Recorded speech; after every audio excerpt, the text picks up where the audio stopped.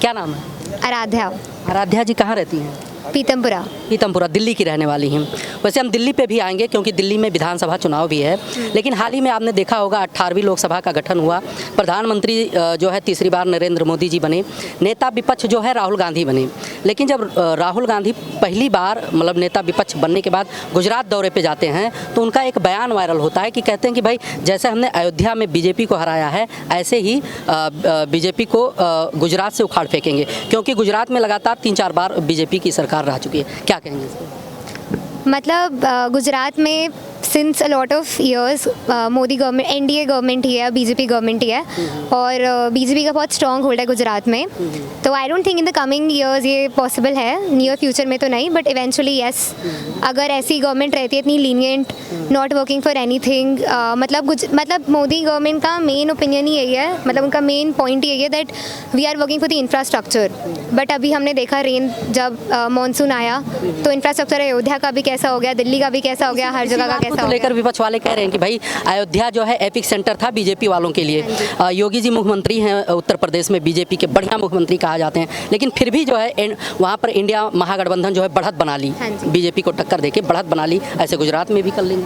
बिल्कुल कर सकते हैं, क्योंकि मेन कंसर्न अयोध्या के लोगों का यही था कि आप चाहे मंदिर बनवा लो, लोगों की आस्थाओं के साथ जो भी लोग भगवान के नाम पे वोट मांग लो, बट इन दी एंड अगर लोग सर्वाइव ही नहीं कर पाएंगे, उनके पास जॉब्स ही नहीं होंगी, काम करने का साधन नहीं होगा, पैसे कमाने का साधन नहीं होगा, तो हम क्या करेंगे किसी और चीज़ का भी।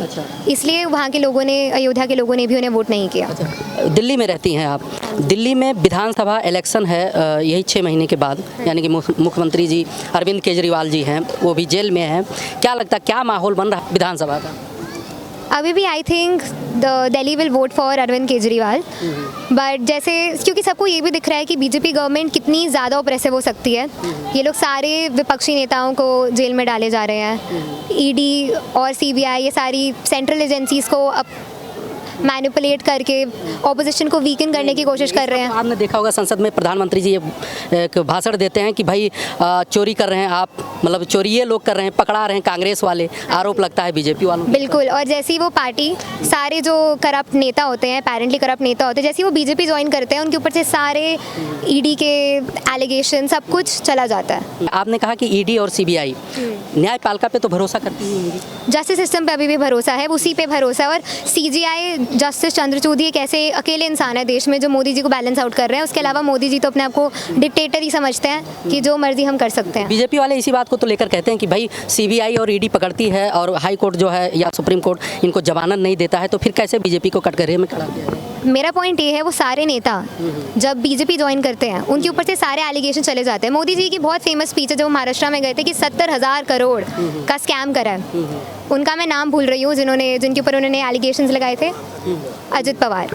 और जैसे ही अजित पवार ने बीजेपी ज्वाइन करी, उनको डेप्यूटी वो तो कह रहे हैं केस अभी भी चल रहा है ना, केस तो किसी का बंद नहीं हुआ, केस तो सबका। हाँ जी, केस चल रहा है, बट जैसे ही वो ज्वाइन करते हैं मीडिया उसको कवर करना छोड़ देती है, क्योंकि सारे मीडिया चैनल्स आपको भी पता है, जैसे मोदी जी से बड़े प्यारे प्यारे क्वेश्चंस पूछते हैं कि मोदी जी आप थकते क्यों नहीं। कोई भी उनसे ये नहीं पूछता कि मोदी जी आपने कश्मीरी पंडितों के बारे में इतनी बात करी, आज भी वो अपने घर में वापस नहीं पहुंच पाए। मोदी जी आपका पूरा एजेंडा ही ये था, फिर उनका क्या हुआ? मोदी जी मणिपुर हमारे देश की एक स्टेट है जो 2 सालों से जल रही है, उसका क्या हुआ? सब लोग ये पूछते हैं मोदी जी आप थकते क्यों नहीं, मोदी जी आपका दिनचर्या कैसे है, क्योंकि मोदी जी जहाँ कई टीवी चैनलों पे घंटे भर 2-2 घंटे तक बात की, तमाम मुद्दों पे बात। बिल्कुल मानती हूँ, बात करिए, पर आपने इंटरव्यूअर के क्वेश्चंस पूछे और देखिए उनसे कैसे कैसे क्वेश्चन कह रहे हैं कि जैसे मान लिया 50-60 साल सत्ता में रही कांग्रेस और 10 साल शासन करने का मौका बीजेपी के पास गया, तो तुरंत 10 साल में जो 70 साल में नहीं हो पाया वो 10 साल में लेना चाहते हैं। एक मिनट, मतलब ये तो बहुत ही स्टूपिड बात है कि अपने फेलियर्स के लिए पास्ट के फेलियर्स को ब्लेम करो। और ये भी कह रहे हैं कि सिस्टम भाई संभालना है, हमें सिस्टम अपडेट करना है, तो समय तो लगना ही। एक मिनट, आप एक न्यूज़ रिपोर्टर हैं, आई थिंक आप ऑब्वियसली आप इतने वेल रेड होंगे तभी आप इस बारे में मुझसे क्वेश्चन पूछ रहे हैं। आप मुझे बता दीजिए पिछले 10 साल में मोदी गवर्नमेंट ने क्या किया, मैं भी जानना चाहूँगी। मोदी हमारे हिसाब से देखिए, हमारा मतलब है संविधान जो है सुरक्षित रहे, लोकतंत्र सुरक्षित रहे, नेता सशक्त हो और हमें व्यवस्थाएं चाहिए। अगर बतौर पत्रकार हमसे आप सवाल करती हैं, आप जो है मतदाता हैं, आप सरकारों को चुनती हैं, आप अपने ओपिनियन को रखिए। जीडीपी का उन्होंने सुधार ऐसे किया है कि जो अमीर थे वो और अमीर होते जा रहे हैं और गरीब और गरीब होता जा रहा है। आपने देखा इलेक्शन कमिश्नर थे इंडिया के, आई थिंक अजय समथिंग, उनका अजय गोयल नाम था, उन्होंने 3 इलेक्शन कमिश्नर में से चीफ इलेक्शन कमिश्नर जो दूसरे दो में से एक थे, उन्होंने रिजाइन कर दिया था few days before the elections were about to be conducted. Why is that? उससे पहले भी कब से ये होता जा रहा है कि हमारे CGI रिजाइन कर रहे हैं, और पहले कभी नहीं होता था। बीजेपी की बात करें तो मैं बहुत बड़ी फ़ैन हूँ अटल बिहारी वाजपेयी की। I think he was such an intelligent man. उनके टाइम पे इतनी सारी डेवलपमेंट इंडिया की, कारगिल को उन्होंने इतने अच्छे से हैंडल किया, सब चीज़ों को इतने अच्छे से हैंडल किया। I am not against BJP, I am against the current person in charge who thinks that he has कि India is equal to Modi and Modi is equal to India. जैसे राहुल गांधी जी ने उठाई थी एक बात अभी लास्ट अपने संसद में भी, कि उन्होंने बोला था कि बीजेपी समझती है कि सारा हिंदू समाज, इनके हिंदू समाज पे जो मोदी जी हैं उनका जैसा बिहेवियर है वो हिंदुओं का बिहेवियर नहीं है, क्योंकि हमारा धर्म हमें वासुदेव कुटुंब सिखाता है, हमारा धर्म हमें सिखाता है अहिंसा परमो धर्म। तो उनने कुछ और था, लेकिन मोदी जी ने जब कटाच किया है तब उन्होंने सुधार किया। आपको न्यूज़ चैनल बता रहे हैं, बट मोदी जी संसद टीवी पे लाइव ओपिनियन ले आए। प्लीज़ मेरी बात तो सुन लो, आप मेरे को माइक तो पकड़ाओ। ठीक है, लेकिन जब जो चीज़ सही है वो तो आगे मेरी बात तो मेरे को कंप्लीट करने दो एटलीस्ट। तो उसके बाद मोदी जी ने ये बोला सामने से कि ये पूरे हिंदू समाज पे इन्होंने हिंदू समाज को निशाना बनाया है, और फिर राहुल गांधी जी ने फाइनली काउंटर किया कि हम कि बीजेपी, उन्होंने कहा कि जो हिंदू हैं वो हिंसक हैं, जो हिंदू हैं वो हिंसक, उस पर जो है बीजेपी वाले खड़े हुए। मैं बिलीव करती फिर उन्होंने बाद में कहा कि नहीं, जो बीजेपी वाले हैं। बिल्कुल मैं इस बात में बिलीव करती हूँ। मैं डिवाउट रिलीजियस पर्सन,